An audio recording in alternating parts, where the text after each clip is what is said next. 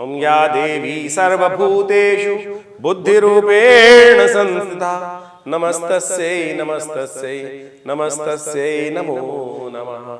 सर्वमंगलमांगल्ये शिवे सर्वार्थ साधिके शरण्ये त्र्यंबके गौरी नारायणी नमोस्तुते। नमस्कार, स्वागत है आपका आचार्य वाणी में। मैं आचार्य डॉक्टर विक्रमादित्य आपके साथ उपस्थित हूं और आज हम जिस विषय को लेकर यहां उपस्थित हैं, धनु राशि वालों के लिए कैसा रहेगा यह आने वाला समय। शनि उदय होने जा रहे हैं और शनि जो विशेष तौर पे आपकी तो साढ़े खत्म हो गई, आप तो बहुत उम्मीद लगाए बैठे थे शनि अब कुछ देने वाले हैं। और फिर बहुत सारे लोगों ने प्रश्न लिख के भेजे हैं कि महाराज धनु राशि सबसे दुखी राशि, कुछ हो नहीं रहा है, सबसे सुखी राशि है, सबसे बड़ी राशि है, आप में तो शक्ति का भरमार है धनु राशि वालों। आपने धनु राशि का स्वरूप देखा है, आधा आदमी आधा घोड़े की तरह, तो आपसे ज्यादा शक्ति संपन्न तो कोई राशि हो ही नहीं सकती है भाई। फिर इस प्रकार के कमेंट क्यों लिखते हैं आप लोग, कई बहुत सारे लोग कि सबसे दुखी मैं ही हूं। अरे आपने किस कारण से दुखी हो रखे हैं वो भी हम आपको बताएंगे, एक अलग से वीडियो बनाने वाले हैं हम कि धनु राशि वाले इस वक्त दुखी हैं क्यों, वो सब समझ लीजिएगा। लेकिन अभी समझ लीजिए कि शनि महाराज उदय होने जा रहे हैं। कारण क्या हुआ, 17 जनवरी को शनि बदले थे अपनी राशि और चले गए थे कुंभ में, और धनु राशि वालों की साढ़े खत्म हो गई थी। आगे का प्रभाव जैसे ही उत्पन्न शुरू करना उन्होंने शुरू किया तो शनि महाराज फिर सूर्य के कारण से अस्त हो गए, सूर्य की गति में उनके समक्ष आ गए और उन्होंने अपने प्रकाश के कारण से शनि को दिखाना बंद कर दिया। शनि का दिखना ही बंद हो गया शनि को विशेष तौर पर, और शनि आकाश मार्ग में लुप्त हो गए, तो इसलिए शनि अस्त मान ली जाते हैं। अस्त हो गए तो प्रभाव शून्य हो गए। अब शनि 5 मार्च को शाम को 6 बजे उदय होने जा रहे हैं। 30 साल बाद आए हैं इस राशि पर, और अब 1 साल तक तो अस्त भी नहीं होंगे और 2 साल तक, करीब 2.5 साल तक यहां रहेंगे और फिर करेंगे विभिन्न प्रकार के खेल शनि महाराज। और जिसने उनकी चाल को पहचान लिया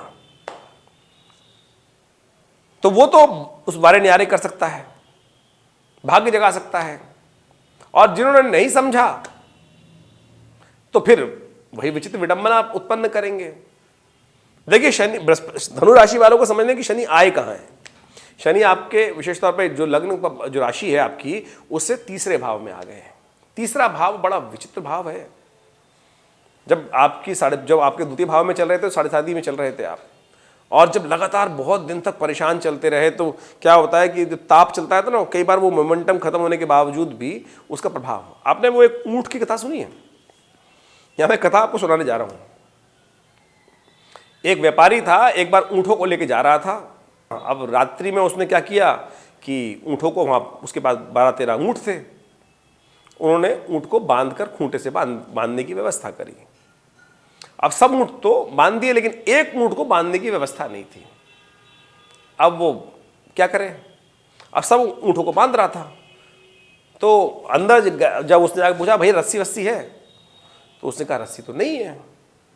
एक वहां वृद्ध बैठा था, उस वृद्ध ने बताया कि भैया एक काम करो, जैसे ही तूने सबको बांधा है ना, उसी प्रकार से, अब रस्सी तो रुपये है नहीं तो ड्रामा कर, एक्टिंग करो कि ऐसे ही गला हाथ में बांधा और उसको बांधकर वहां बिठाया और उसको बांध के एक खूंटे से उसको बांध दिया। अब उसने देखा उसी प्रकार से उसने बांधा, वो भी ऊंट बैठ गया वहां पर, और उसके बाद पूरी रात वहां बैठा रहा। सुबह का समय आया, उसने सब ऊँटों को खोला और चलना शुरू किया।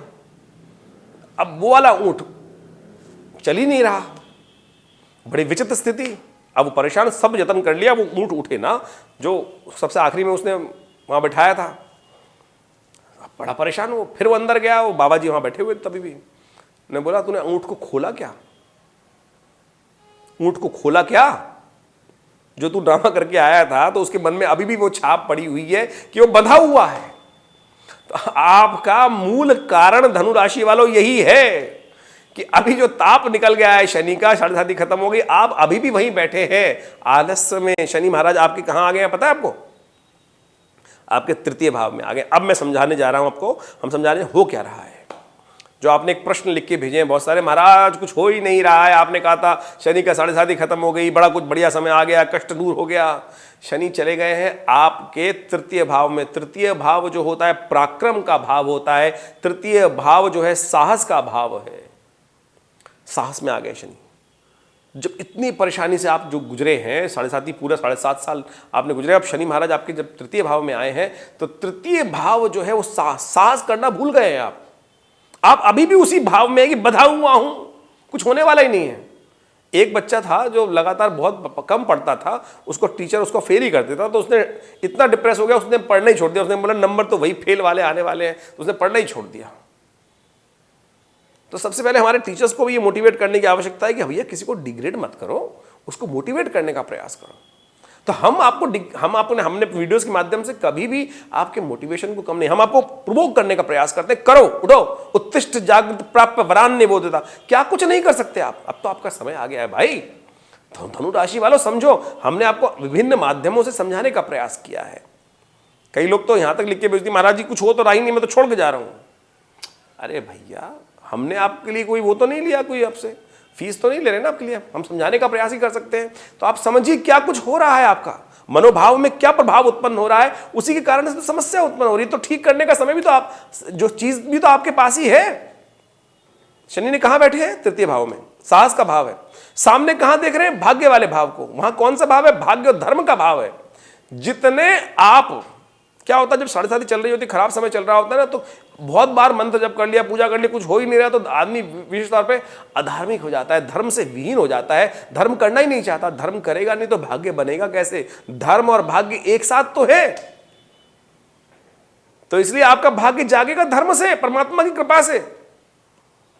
जा पर कृपा राम की होई, ता पर कृपा कर ही सब कोई। राम की कृपा कैसे होगी? उनका अनन्य भक्त बनकर, धर्म कर कर। किसी अधार्मिक व्यक्ति पर राम की कृपा हो सकती है? तो धर्म, आप जो 7.5 से निकल कर आए हैं, आपके मनोभाव में यह भाव हो गया, अरे भैया कुछ नहीं करने वाला है, थोड़ा आलस, आलस तो कहूंगा, साहस में थोड़ी कमी आ गई है। अरे मोटिव हो, उत्तिष्ठ हो, काम करो। इस वक्त यदि इस भाव को आपने मन में जगा लिया तो शनि महाराज देखो। और दूसरी बात एक और हो गई, जो अंकुश लगा रखा है, वही जो अंकुश लगा रखा है, जैसे ऊंट को बांध रखा था वहां पर, वो है कुछ नहीं, बंधन बताओ मान लिया आपने। आपका शनि जो है आपकी बुद्धि को देख रहा है। शनि जड़ता का प्रतीक है, शनि जिद का प्रतीक है। बुद्धि में जड़ता डाल रखी है। अरे बंधे हुए नहीं हो भाई,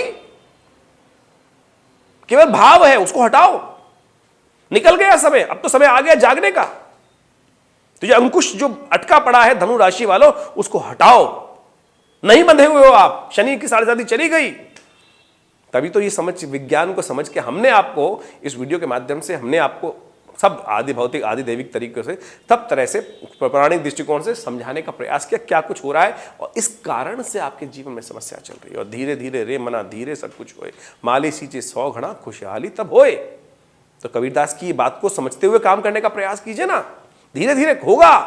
अब आ गया है समय, अरे आपने इतना भारी समय निकाल दिया, अब तो खेलने का समय धनु राशि वालों, अब तो बहुत बढ़िया तरीके से आपके लिए सब कुछ करने का समय आ गया है। बिल्कुल बढ़िया तरीके से आप करने का प्रयास कीजिए, बहुत बढ़िया तरीके से आप कर पाएंगे, बहुत बढ़िया तरीके से। लेकिन अगर सोते रहोगे फिर कैसे प्राप्त होगा? एक काम और, शनि महाराज कहां दिख रहे हैं आपके? शनि महाराज इस वक्त जो दृष्टि डाल रहे हैं, नवम दशम जो सप्तम दृष्टि से, उसके अभी देख रहे हैं आपके विशेष तौर पर आपके 12वें भाव को भी, आपके 12वें भाव को भी। आपके नुकसान को नहीं होने वाला भाई। अब हो क्या गया, आप सुन, जब फिर वही बात समझाने का प्रयास करता हूं कि बहुत सारे जो लोग लिखते हैं, इस बात को लिखते हैं कि कुछ हो ही नहीं रहा है। करोगे तो होगा ना, नुकसान तो नहीं होगा। आदमी डरता किससे? नुकसान। जब आपका इतना नुकसान हो गया पिछले, जहां भी हाथ डाला मिट्टी में, सोने में हाथ डाला मिट्टी बन गया, इसलिए क्या होता है, आदमी बिल्कुल ऐसा हो जाता है कि नहीं, पता नहीं होगा नहीं होगा, डर मन में उत्पन्न हो जाता है। डर हटाओ, नुकसान नहीं होगा, शनि गारंटी दे रहा है। शनि गारंटी दे रहा है। कैसे गारंटी दे रहा है? शनि वहां बैठकर तृतीय भाव में आपके 12वें भाव को देख रहा है। और 12वां भाव किसका भाव है? 12वां भाव है नुकसान का। 12वां भाव बैठा है खर्चों का, खर्चे भी खत्म कर दिया, नुकसान भी खत्म कर दिया। तो फिर क्यों चिंता कर रहे हो? अब तो बस करने की आवश्यकता है। करत करत अभ्यास की जड़मति होत सुजान। तो वो विश्वास, step by step, step by step, step by step. नहीं आपको बड़ी छलांग लगाने का, तो धीरे धीरे धीरे धीरे, मतलब करत करत अब धीरे धीरे उसको बच्चे की तरह सीखना शुरू करो। जब कोई कष्ट आ जाता है, तो चोट लग जाती है, तो आदमी को फिर दोबारा उठ के धीरे धीरे चलना पड़ता है ना। तो आप धीरे धीरे करने का शुरू करो। 2 साल का समय बिल्कुल हमें दिखाई दे रहा है कि बहुत बढ़िया तरीके से आपको लाभ प्राप्ति के योग, आप धर्मरत रहते हुए काम करने का प्रयास कीजिए और देखिएगा बहुत बढ़िया तरीके से आप लाभ के योग बना सकते हैं। अब आपको उपाय कौन सा करना चाहिए? देखिए, ऐसे में आवश्यकता है, सीखता कहां से आदमी? गुरु की आज्ञा से। तो आपको आवश्यकता है कि गुरु का सानिध्य लें, योग्य व्यक्ति का सानिध्य लें, खूब अच्छे एडवाइजर का सानिध्य लें, उनका पूजन करें। यदि उनको एडवाइजर के तौर पर, गुरु को आप विशेष तौर पर स्थान देते हुए काम करने का प्रयास करोगे तो देखिएगा बहुत जल्दी तरीके से आपको विशेष तौर पर लाभ प्राप्ति होगा। और गुरुदेव कौन है? हनुमान चालीसा का पाठ करते हैं, जय जय जय हनुमान गोसाई कृपा करहु गुरुदेव की नाही। जय जय जय हनुमान गोसाई कृपा करहु गुरुदेव की नाही। उनसे बढ़िया गुरुदेव कौन हो सकता है? जो शतबार पाठ पढ़ जोई छूटई बंद महासुख होई। अगले सूत्र में जवाब भी दे दिया तुलसी बाबा ने इस बात का। तो बस हनुमान जी कृपा सुनिए, जो शतबार पाठ पढ़ जोई छूटई बंद महासुख होई, ये सूत्र भी दे दिया हमने आपको। तो करिए, देखिए बहुत बढ़िया तरीके से आपको लाभ प्राप्ति के योग बन सकते हैं, समस्याएं दूर हो सकती हैं। और साथ साथ एक काम और करें, आलस्य को त्याग करने के लिए सबसे बढ़िया काम ये करना है आपको, नित्यपति शनि को प्रसन्न करने के लिए भगवान हनुमान जी के मंदिर में जाकर सुबह सुबह एक दीपक प्रज्वलित किया कीजिए। हनुमान जी को पीपल के पत्ते की माला पहना दिया कीजिए। सुबह सुबह ये उपाय कीजिए और देखिए आपको 2 साल आप बहुत बढ़िया तरीके से लाभ प्राप्त करें। फिर भी अब आपके मन में कोई शंका है तो हमें हैं आपके साथ, चिंता ना करें। आपको हर प्रश्न का समाधान अवश्य इसी चैनल के माध्यम से देने का प्रयास करेंगे। और आप आ सकते हैं हमारे आश्रम पे, विवेकानंद योगाश्रम दिल्ली में। हम वहाँ विशेष तौर पे विभिन्न प्रकार के कार्य करते हैं, भारतीय संस्कृति भी शोध करते हैं, बहुत सारे मुद्राओं पर अनेक प्रकार के शोध हमने उपस्थित करने का प्रयास किया है और आप उन सब का लाभ ले सकते हैं हमारे आश्रम में, दिल्ली में विवेकानंद योग आश्रम में। हर रविवार को यज्ञ होता है, उसमें आप भाग ले सकते हैं और आप उसमें आएँ, आपके जीवन में कल्याण के योग बनेंगे। धन्यवाद।